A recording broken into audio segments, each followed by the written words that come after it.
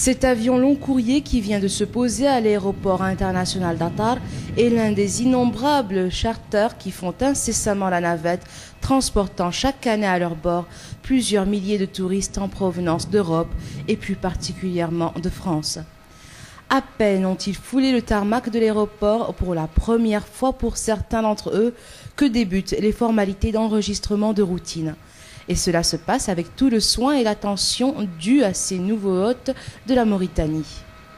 Dans ce pays, l'hospitalité est légendaire. Elle constitue l'une des toutes premières règles de la vie des hommes qui peuplent cette partie du monde. Les hôtes de la Mauritanie sont donc reçus avec tous les égards et conduits vers les salles d'attente de l'aéroport, le temps de déguster un verre de thé, la boisson nationale numéro 1, et marquer une pause avant le début du circuit touristique. Des guides expérimentés et formés dans ce domaine attendent à la sortie de l'aérogare. Avec eux, les touristes sont en de bonnes mains. Ils conduisent les touristes envoûtés par le spectacle des dunes de sable doré à bord de véhicules 4x4 au cœur du désert. Les touristes apprennent à contempler avec ferveur ce paysage naturel si ordinaire mais pourtant si magique.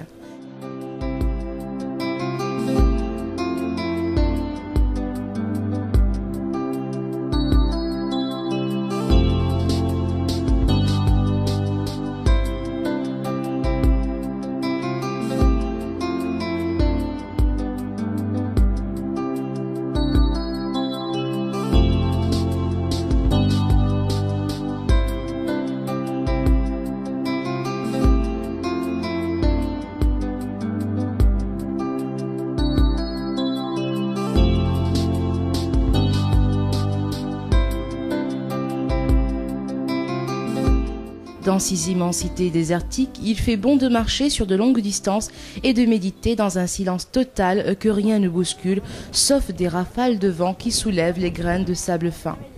Il fait encore plus bon de suivre les traces des dromadaires qui marchent en file indienne. Les randonnées pédestres ou à dos de chameau conduites par des guides rodés à ce genre d'exercice donnent aux touristes un avant-goût de ce qui les attend à Chinguetti. Ici, les touristes n'ont que l'embarras du choix.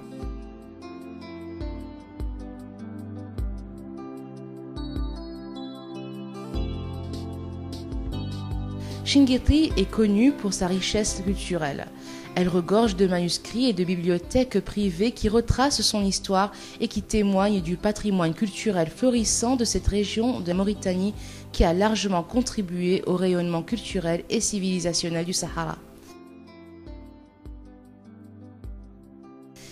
Chinguetti est également un lieu où se rendent fréquemment les touristes assoiffés de savoir tout, absolument tout, sur la vie que menaient les habitants de cette ville située au cœur du désert.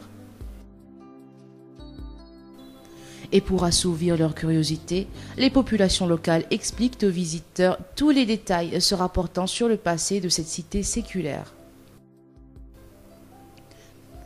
Pour accompagner le développement de l'activité touristique, des infrastructures d'accueil ont été construites et équipées de manière à rendre le séjour des visiteurs le plus agréable possible. Des auberges ont ouvert leurs portes dans tous les coins de la ville. Les touristes s'y rendent pour déguster la cuisine locale, se détendre et pour dormir.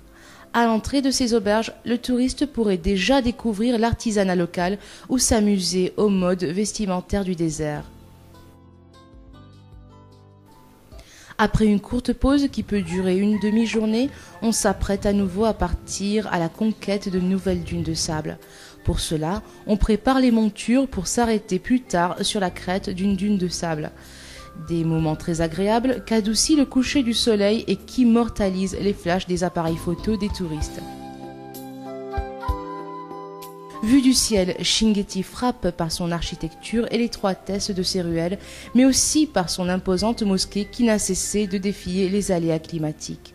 Chinguetti est un endroit connu pour ses dunes de sable aux couleurs chatoyantes et aux formes splendides.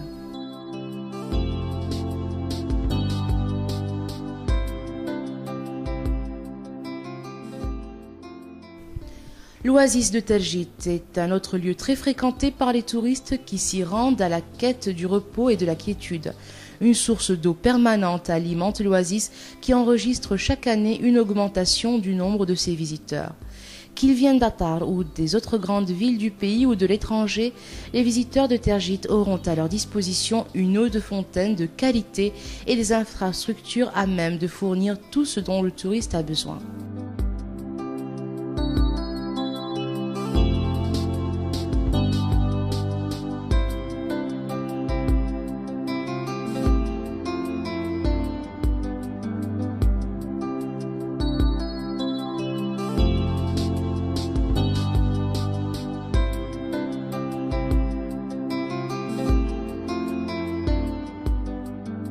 En cette période de Guetna, la saison de cueillette des dattes, les visiteurs auront à découvrir comment sont cueillis ces fruits aux vertus inquantifiables et qui leur seront servis en entrée avant chaque repas.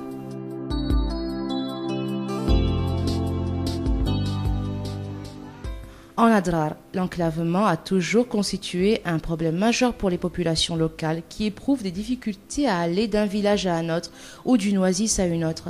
Mais avec le développement du secteur du tourisme, certaines zones, coupées par le passé les unes des autres, sont aujourd'hui reliées entre elles.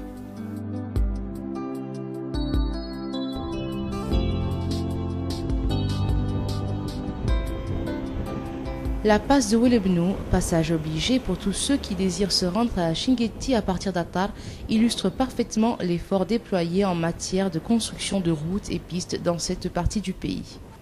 Il y a quelques années seulement, monter ou descendre la passe d'Amorjar relevait de l'exploit. Aujourd'hui, les quads et les voitures y roulent sans problème.